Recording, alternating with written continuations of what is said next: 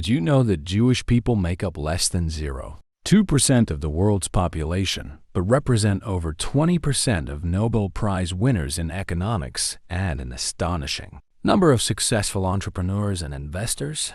What if I told you their financial success isn't just luck or talent, but comes from ancient wisdom passed down through generations? Today, I'm sharing 7 powerful financial principles rooted in Jewish tradition that banks don't want you to know about. Principles that have helped build generational wealth for centuries. Stay with me until the end because the 7th principle is the most powerful of all. The one that ties everything together and could completely transform your financial future. These aren't get-rich-quick schemes. They're time-tested strategies that require discipline, but they work regardless of your current financial situation. Before we dive in, let me clarify something important. These principles aren't exclusive to Jewish culture. They're universal wisdom that anyone can apply. What makes them special is how they've been preserved and practiced consistently within Jewish communities for thousands of years, often out of necessity during times when Jews faced severe restrictions on property ownership and employment. Let's begin with the first principle: education as the ultimate investment. Throughout history, even when Jewish communities faced dire poverty and persecution, education remained the absolute priority. The Talmud, a central text of Judaism, states that a parent is obligated to teach their child a trade and survival skills. Notice it doesn't say, if you can afford it. It's considered an absolute requirement, regardless of circumstances. This focus on education became especially crucial during the Middle Ages, when Jews were prohibited from owning land. In many European countries, without land, what asset could never be taken away? Knowledge. While others invested primarily in physical assets, Jewish communities invested heavily in intellectual capital, creating a portable form of wealth that could cross borders and survive persecution. What does this mean for you today? It means recognizing that your greatest asset isn't your house, car, or stock portfolio. It's your mind. The most secure investment you can make is in developing valuable skills and knowledge that generate income regardless of market conditions. If you're finding value in these insights, take a moment to hit that like button and subscribe. I'd love to hear in the comments which of these principles resonates most with you so far. Moving to our second principle: living below your means regardless of income. This might sound obvious, but it's practiced with remarkable discipline in traditional Jewish households. There's a concept called tzniut, or modesty, that extends beyond just dress and behavior into financial matters. This isn't about deprivation. It's about conscious spending and avoiding the trap of lifestyle inflation. Now let's explore the third principle: diversification. Don't put all your eggs in one basket. This principle is deeply rooted in Jewish history. For thousands of years, Jewish communities lived with uncertainty, never knowing when they might need to flee persecution. This harsh reality taught a powerful lesson about diversification that goes far beyond what most financial advisors recommend today. The Talmud actually addresses asset allocation directly. There's a fascinating passage where Rabbi Isaac teaches, a person should always divide his wealth into 3 parts: 1/3 in land, 1/3 in merchandise, and 1/3 ready at hand. This 2,000-year-old advice mirrors modern portfolio theory covering real estate, business investments, and liquid cash reserves.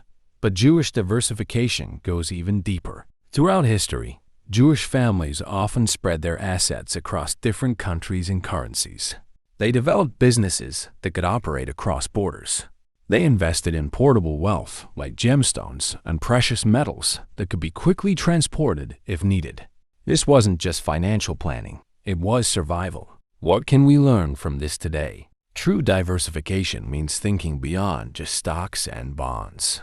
It means having multiple income streams, different asset classes, and perhaps most importantly, portable skills that can generate income anywhere. Ask yourself, if I had to start over tomorrow in a different city or country, what would I still have? The fourth principle might surprise you: strategic community investment. In Jewish tradition, there's a concept called tzedakah, often translated as charity, but it's much more than that. It literally means righteousness or justice and is considered a moral obligation.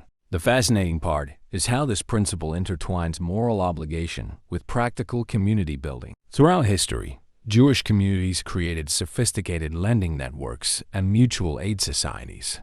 When a family needed capital to start a business, the community would often provide interest-free loans. This wasn't just generosity, it was strategic community investment that strengthened the economic foundation for everyone. Consider this remarkable historical example. In the late 19th century, Jewish immigrants to America formed associations called Hebrew Free Loan Societies. These organizations provided interest-free loans to newcomers to start businesses. The repayment rate was over 99%, better than any modern bank. Why? Because the loans were backed not just by financial collateral, but by community relationships. Default would mean losing something more valuable than money, your standing in the community. This principle teaches us that true wealth isn't built in isolation. The strongest financial networks are built on trust and mutual support. Today, this might mean joining investment groups, creating business partnerships, or simply sharing knowledge and opportunities within your network.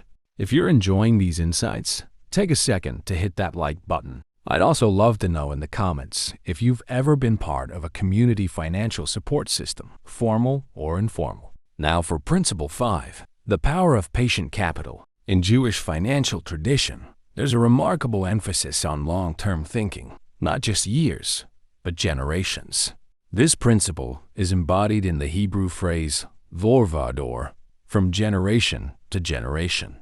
Unlike today's focus on quarterly results and quick profits, traditional Jewish business families often think in decades. They invest in businesses and assets designed to provide steady, sustainable returns over very long periods.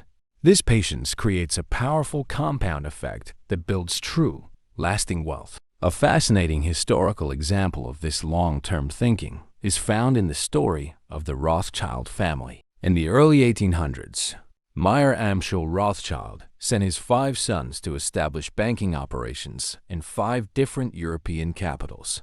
While each son ran his own operation, they maintained a unified family strategy across borders. Their patient capital approach meant they could finance projects too, large for any individual bank, including loans to governments and major infrastructure projects. They weren't looking for quick wins, but stable, multi-generational wealth building. What does this principle mean for you? It means resisting the constant pressure for immediate gratification and quick returns. It means making financial decisions with your grandchildren in mind, not just next year's tax return. It means understanding that truly significant wealth is almost always built slowly, through consistent application of sound principles over decades, not months. The 6th principle is what I call financial mindfulness, the practice of developing deep awareness around money. In traditional Jewish homes, financial education begins early. Children aren't shielded from money discussions. They're included in them. They learn to track every expense and income, to understand the true value of money, and to make conscious financial decisions rather than emotional ones. This mindfulness extends to debt. There's a Hebrew proverb that says, "The borrower is servant to the lender." This doesn't mean avoiding all debt. It means being extremely conscious about when and why you take on debt. Is this debt being used to acquire an appreciating asset or a depreciating luxury? Is it bringing you closer to financial freedom or pushing it further away? The practice of keeping detailed financial records is also deeply embedded in Jewish tradition. There's a story about Rabbi Shimon ben Lakish, who insisted on accounting for every penny that passed through his hands, not out of greed, but out of respect for resources and commitment to financial clarity. This level of attention creates awareness that prevents the slow financial bleed that undermines most people's wealth-building efforts. If you've made it this far, you clearly care about building real, sustainable wealth. Take a moment to subscribe to the channel so you don't miss our upcoming videos on applying these principles to specific financial situations. And let me know in the comments which principle has been most eye-opening for you so far. Now, for the seventh and most powerful principle, one that ties everything together: the sacred obligation of passing knowledge to the next generation. In Jewish tradition, teaching your children about money isn't just good parenting, it's considered a sacred duty. There's a powerful verse in Proverbs that says, "A good person leaves an inheritance to their children's children." Notice it doesn't say children, but children's children. It's about thinking 2 generations ahead. And the inheritance referred to isn't just money. It's the knowledge of how to create, preserve, and grow wealth. Now let's dig deeper into how you can effectively implement this 7th principle: the intergenerational transfer of financial knowledge. This isn't just about having occasional money talks with your children.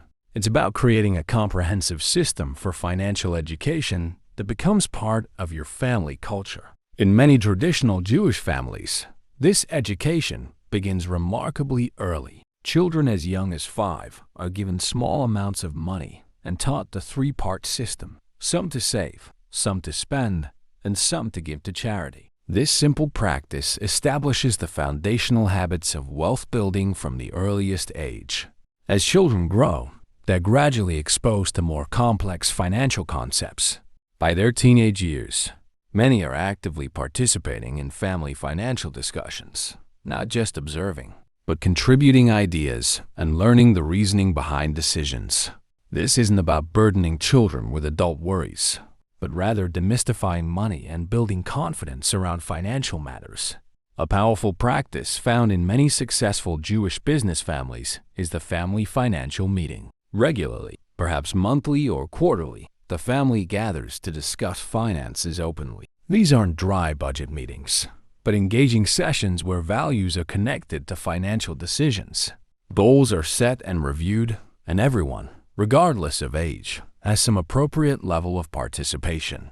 What makes this approach so effective is that it doesn't treat money as either a taboo subject or a purely technical one. Money discussions are integrated with conversations about values, purpose, and family legacy. Children learn not just how to make money, but why, what purpose wealth serves beyond mere accumulation. Consider implementing regular family financial discussions in your own home. Start with age-appropriate concepts and gradually increase complexity. Make these sessions positive and empowering, not stressful. Connect money decisions to your family's core values and long-term vision. If you're finding these principles valuable, take a moment to hit that like button and subscribe to the channel. I'd love to know in the comments if you currently have any system for teaching financial literacy to the next generation. Now, let's explore some powerful examples of how these 7 principles work together in practice. When applied as a cohesive system rather than isolated techniques, their effectiveness multiplies exponentially. Let's consider the remarkable story of the Safra banking dynasty. The Safra family began as gold traders in Aleppo, Syria, in the Ottoman Empire. Through multiple displacements and the need to rebuild from scratch more than once, they maintained their wealth and eventually built one of the world's most respected banking enterprises. How did they accomplish this? By applying these exact principles as an integrated system. Their emphasis on education ensured each generation mastered banking and finance. Their commitment to living below their means allowed continual capital accumulation regardless of income level. Their diversification across multiple countries and business lines protected them from regional economic downturns and political instability. Their strategic community investments created powerful networks spanning continents. Their patient capital approach meant thinking in terms of decades, not quarters. Their financial mindfulness kept them aware of every detail of their complex financial operations. And most importantly, their dedication to intergenerational knowledge transfer ensured that each new generation was thoroughly prepared to preserve and grow the family wealth. The result? A financial legacy that has endured for over 200 years through wars, revolutions, economic depressions, and massive technological changes. This isn't just impressive, it's extraordinary when you consider that most family wealth disappears within 3 generations. But what about practical application in today's complex financial landscape? Let's explore how these 7 principles can be applied to overcome some of the most common financial challenges people face today. Consider the challenge of debt, particularly consumer debt, which keeps millions trapped in a cycle of financial servitude. By applying the principle of financial mindfulness, you develop a heightened awareness of every dollar flowing in and out of your life. This awareness naturally leads to questioning impulse purchases and examining the true cost of debt-financed consumption.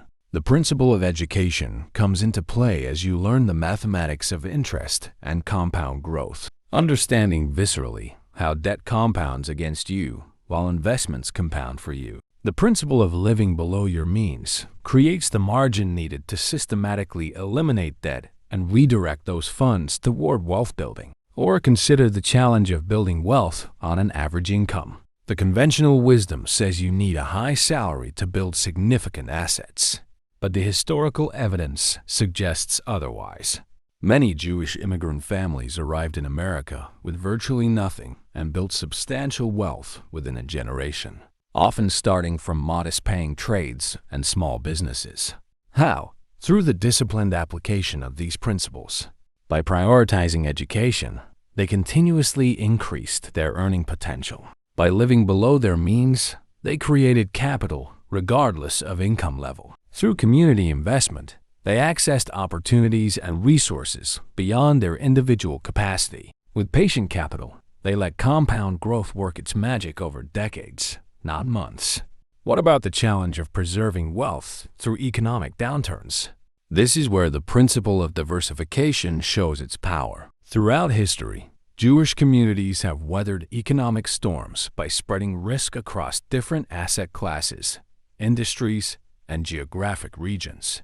They understood that true diversification isn't just having different stocks in your portfolio. It's having fundamentally different types of assets that respond differently to economic conditions.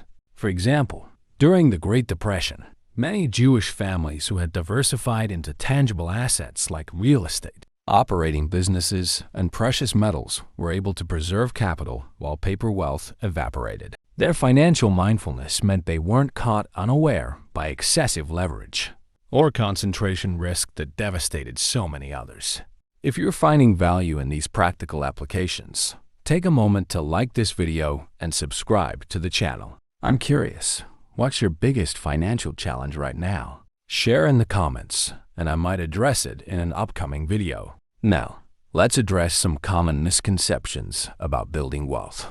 One of the most damaging is the belief that wealth creation requires taking big risks, the go big or go home mentality. The historical evidence suggests almost the opposite. Consistent, moderate returns maintained over long periods typically outperform volatile, high-risk approaches. Another misconception is that you need specialized insider knowledge or sophisticated investment vehicles. In reality, many of history's greatest fortunes were built on surprisingly simple business models and investment approaches. What made the difference wasn't complexity, but consistency, the disciplined application of sound principles over decades. Perhaps the most insidious misconception is that building wealth requires exploitation or ultra-competitiveness. The principle of strategic community investment demonstrates otherwise. The strongest wealth-building systems create value for entire networks, not just individuals. By helping others succeed, you expand the ecosystem in which your own wealth can grow. Let's now explore a principle within Jewish financial wisdom that's rarely discussed but incredibly powerful: the concept of davar mitzvah, the sacred business deal. In traditional Jewish business ethics, a transaction isn't just about making money. It's about creating genuine value for both parties. The ideal business arrangement is one where everyone truly benefits.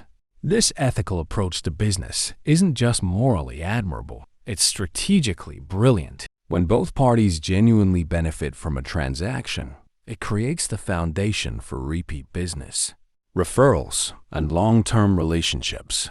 Throughout history, Jewish merchants and business people were often known for their fair dealing, creating a reputation that became a competitive advantage in itself. There's a fascinating teaching from the Talmud that illustrates this principle. It tells the story of Rav Safra, a wine merchant who was praying when a buyer approached wine to purchase wine. Because Rav Safra was in the middle of prayer, he couldn't respond. The buyer, assuming Safra couldn't hear him, kept increasing his offer. When Safra finished praying, he sold the wine at the buyer's first, lower price, explaining that in his mind, he had already accepted that price, even though he could have easily taken the higher amount. This story illustrates a profound business ethic, one built on absolute integrity rather than extracting maximum profit from every transaction. Paradoxically, this approach often leads to greater long-term prosperity as it builds unshakable trust and reputation. Consider how this might apply to your own financial dealings. Are you focused solely on maximizing every transaction, or are you building relationships where both parties genuinely benefit? The latter approach typically creates more sustainable wealth over time. Another powerful financial principle from Jewish tradition is the concept of the Sabbath, taking regular, scheduled breaks from wealth-building activities. At first glance, this might seem counterproductive to financial success. How can stopping work one day a week possibly help build wealth? Yet, there's profound wisdom here. Regular, enforced breaks from money-making create the mental space needed for strategic thinking. They prevent burnout and maintain the enthusiasm and creativity essential for long-term success. Perhaps most importantly, they help maintain perspective, reminding us that money is a tool for living, not the purpose of life itself. Modern research confirms the benefits of this approach.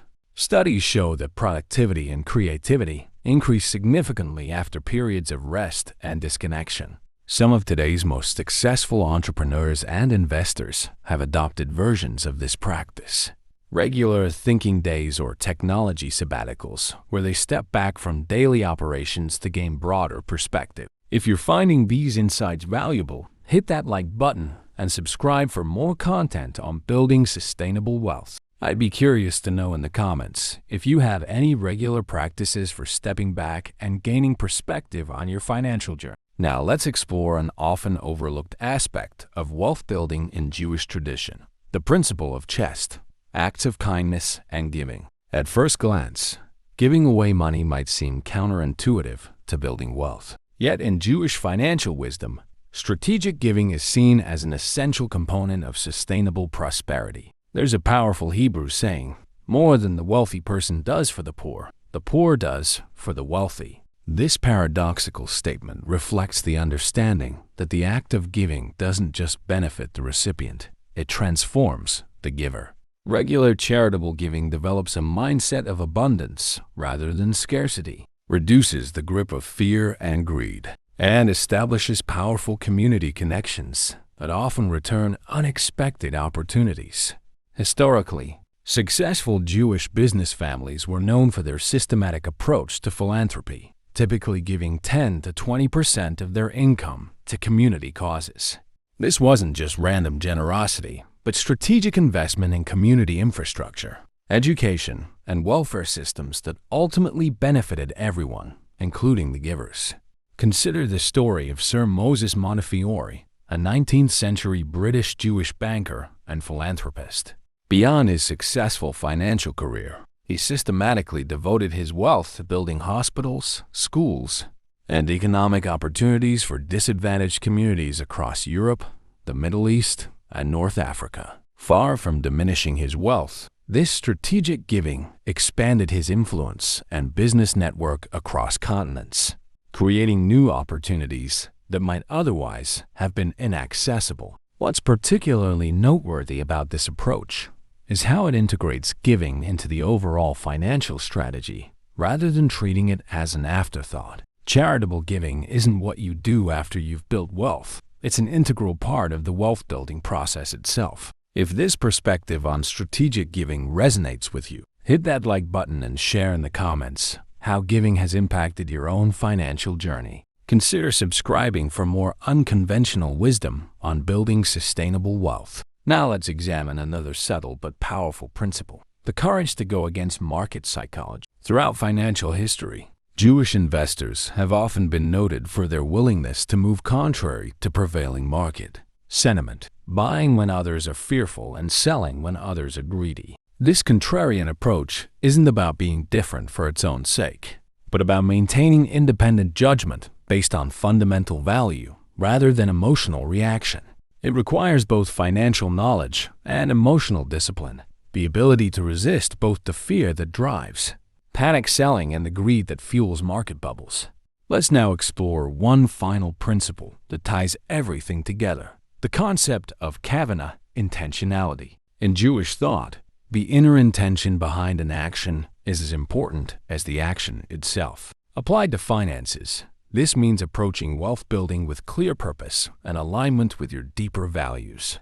Without this intentionality, wealth can become an end in itself, a hollow pursuit that never brings satisfaction no matter how much is accumulated. With clear purpose, however, financial decisions become part of a meaningful life journey rather than just a numbers game. Throughout history, the most enduring Jewish family fortunes were built with clear multi-generational purpose. Money wasn't just accumulated for its own sake, but as a tool for creating security, opportunity, and positive impact across generations and communities. Consider asking yourself, why am I building wealth? What purpose will it serve beyond basic security? What legacy do I want to create? These questions shift financial planning from a purely technical exercise to a deeply meaningful 1. Aligning your money with your values and highest aspirations. To bring everything together, let's summarize the complete system of principles we've explored. 1. Education as your ultimate investment, continuously building knowledge and skills that generate income regardless of circumstances. 2.